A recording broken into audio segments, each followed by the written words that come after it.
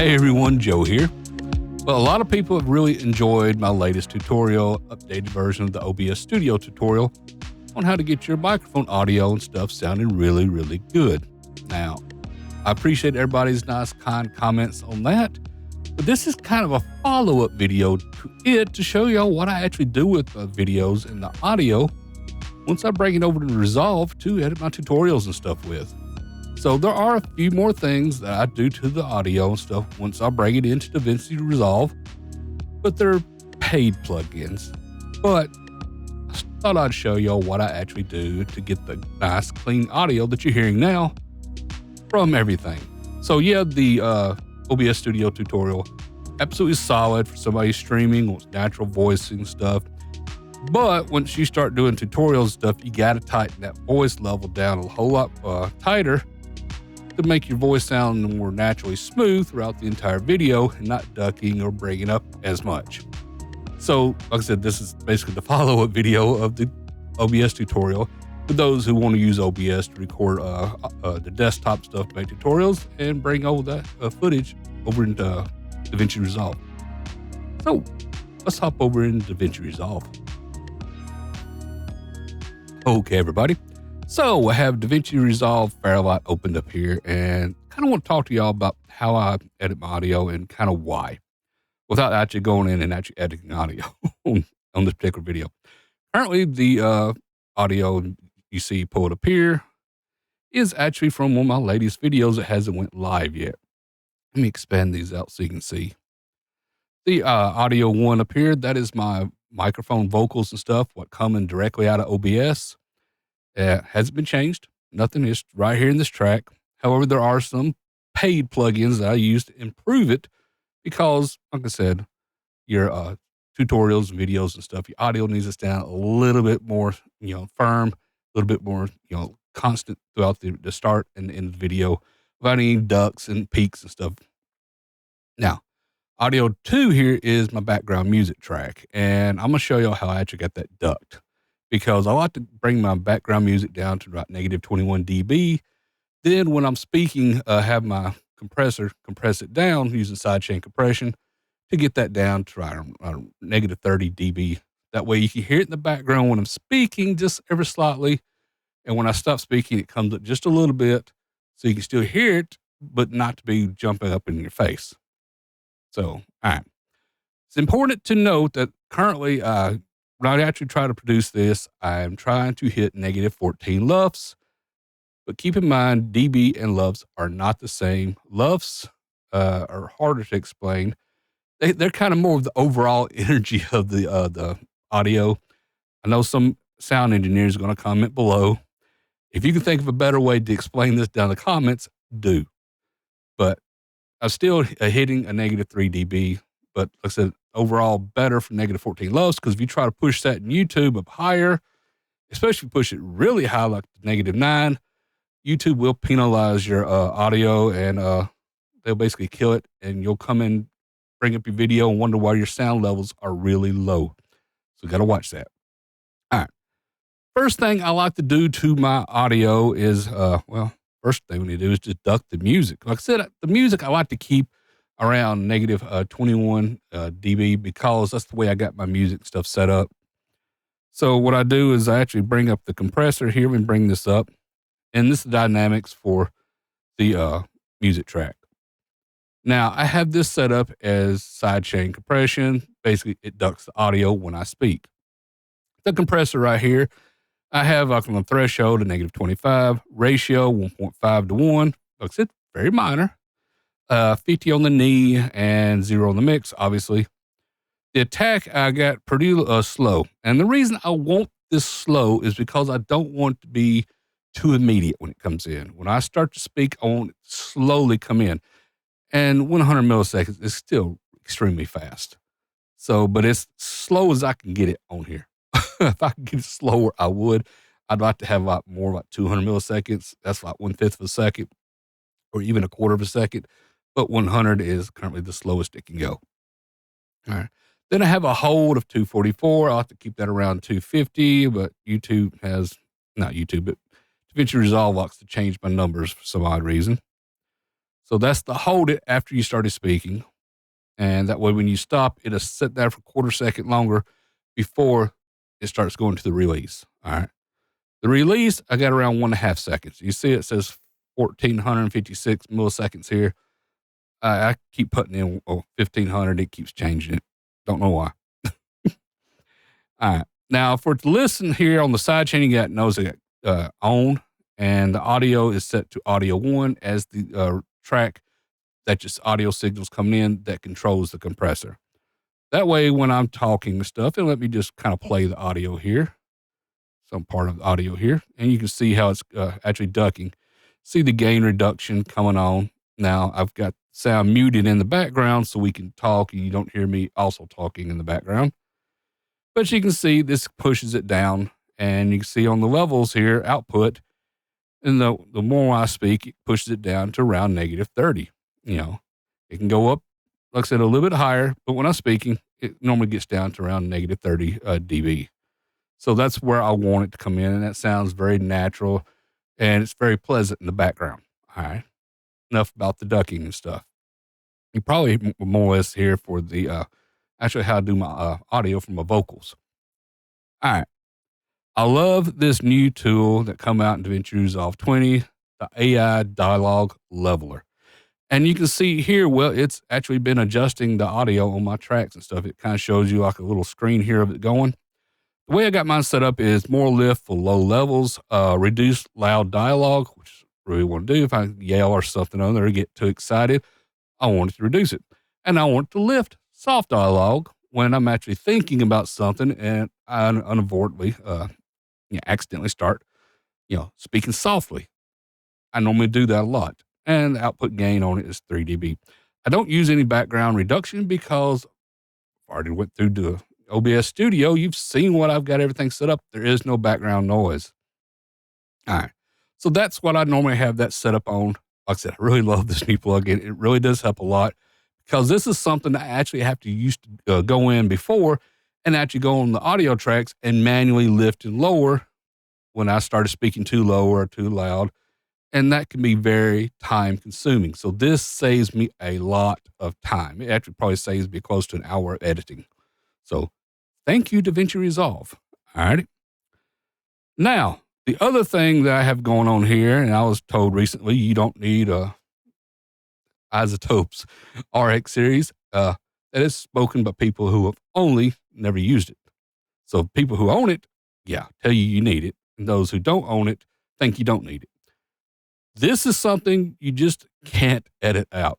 Currently, I'm using RX8 mouth declick. Now, the RX, Isotope does have a newer version of RX out. I don't buy every version.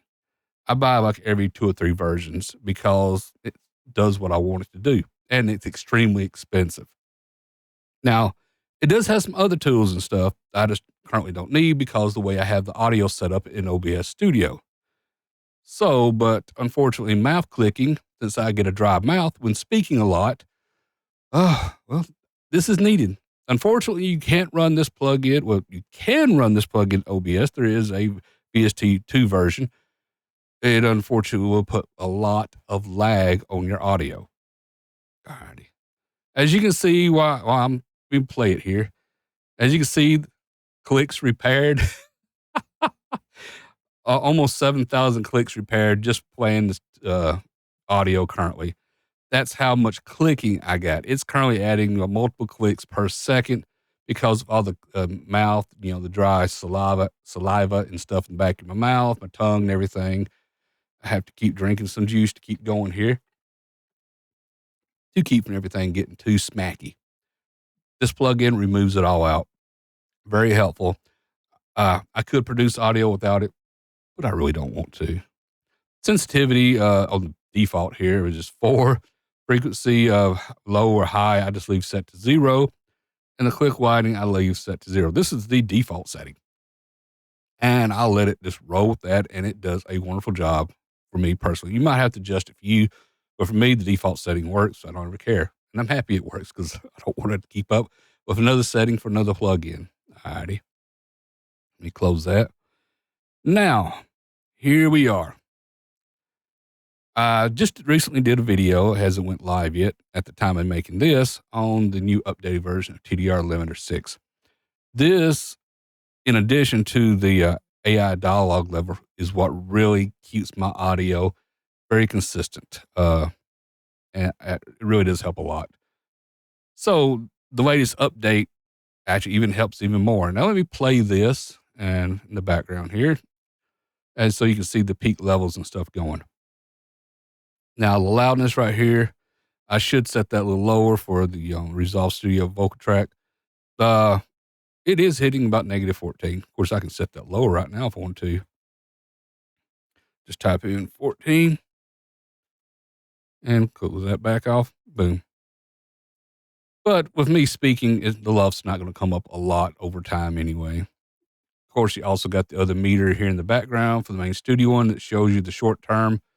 And I'm hitting around -15, -16, luffs on the short term, peaking around a -14, luffs, which is what my target is for this video. And this video too that I'm recording now. I'll be doing the same thing to this. So yeah, I have TDR limiter 6 set up. This is the version 2. It is running in broadcast mode because tutorials are better for broadcast mode.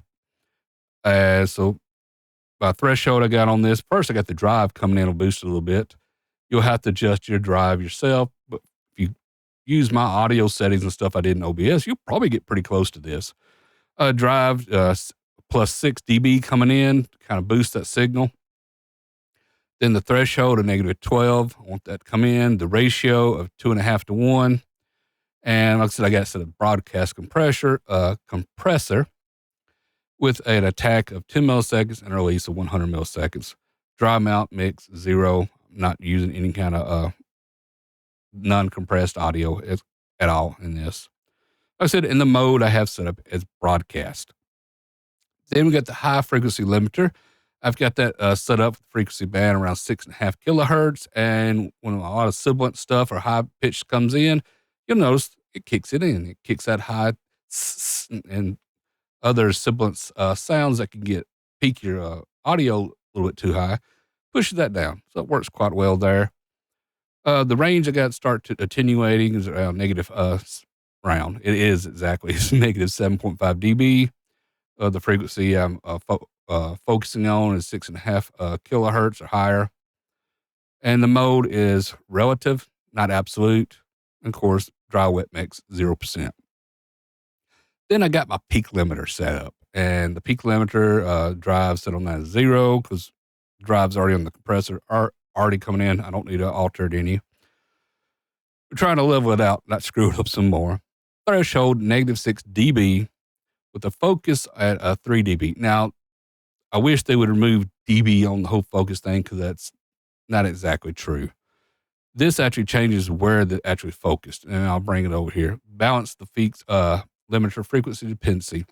Positive values prioritize mid-frequency events, which is what we got here. We're trying to prioritize mids on this particular one.